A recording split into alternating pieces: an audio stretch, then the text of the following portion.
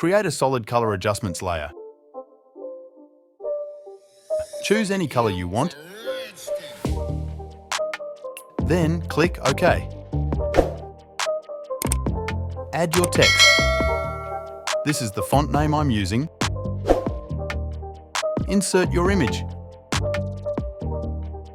Decrease opacity that you're able to see the text.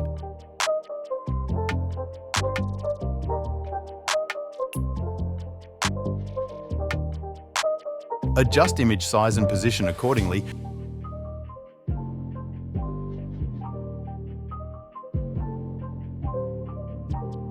Reset opacity back to 100%. Right, click on Image and choose Clipping Mask Duplicate Image by pressing Ctrl. J, go to Select Menu, choose Subject. Click on Mask icon. Down here, now choose Text Layer and duplicate it.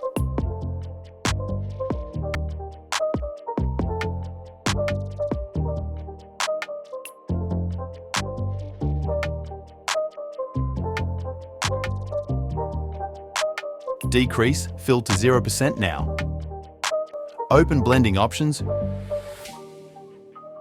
Choose stroke and apply following setting.